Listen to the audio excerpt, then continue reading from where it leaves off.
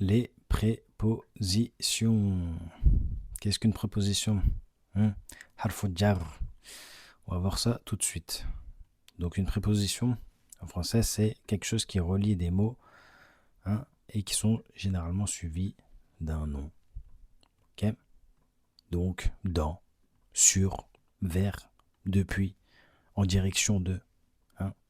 Bon, en direction de, c'est plusieurs mots, donc ça va pas rentrer, mais vous avez compris. Donc ça, ce sont des prépositions. Ok, donc les plus connus, même s'il y en a d'autres dans vos listes, vous en apprenez plus que celles qui sont présentes, mais on a fi, dans, très connu, ala, donc c'est sûr, très connu aussi, très utilisé, ila, ils sont tous très utilisés. Ila, vers en direction, min, depuis, à partir de, an, bi qui est toujours rattaché à quelque chose, un autre mot, il est complètement rattaché, et ça, pareil, le lam, li du moins, et c'est toujours annexé à un mot aussi. On le verra avec les exemples. À savoir, très important, que le sens qui est ici, ce sont des sens rapprochés. Le vrai sens, vous ne l'aurez qu'en lisant le Coran ou plusieurs ouvrages dans lesquels vous avez les contextes. C'est impossible de représenter exactement ce que ça veut dire, mais c'est ce qui est le plus proche. Ok, comment on les utilise maintenant? Donc, dans la maison. On a vu dans une ancienne vidéo, la maison c'est al-bayt. Ok, c'est la maison. Donc, dans, c'est fi. Ok, sur la terre. Ala. Ok, ala al-ard. Al-ard, c'est la terre. Ok, depuis le ciel. Depuis, donc, c'est mina. Mina sama'i. Le ciel. Ok. La vérité.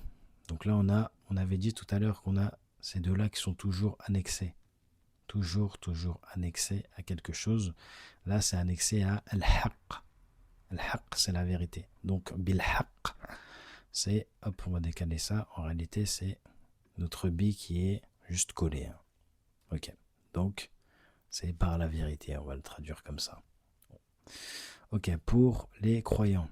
Donc, le lam qui est ici, il représente l'annexion, du moins la propriété, on va dire, pour ou ça appartient à, ou bien afin de. Ça dépend encore une fois du contexte, vous avez compris.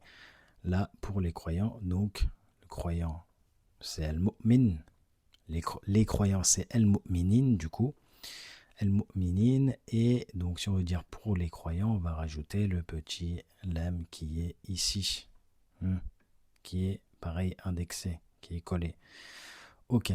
Et dernier exemple, dans Surat al-Falaq, wa min sharri ma khalaqa. Ma khalaqa. Donc, d'ailleurs, on a un terme qu'on a vu avant, c'était ma, donc de ce que. De ce que. Ok, min.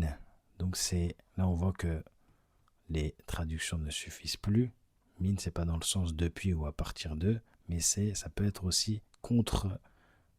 Protection contre le mal. Wa min sharri. Shar, c'est le mal. Ma khalaqa, qu'il a créé. Ok. Donc, c'en est tout pour les prépositions. Il faut savoir que les noms qui suivent les prépositions sont majrour. Je ne vous demande pas de savoir exactement ce que ça veut dire pour l'instant. À la fin du programme, vous regarderez ces vidéos et vous saurez pourquoi il y a une kasra ici, sur le nom, là aussi. Pourquoi il y a une kasra ici aussi, pourquoi là il y en a une, et pourquoi ici on dit mu'minin et pas mu'minoun. Donc tout ça, c'est dû à ça. Ok, donc on verra ça plus tard, Inch'Allah. Inch'Allah, c'est tout.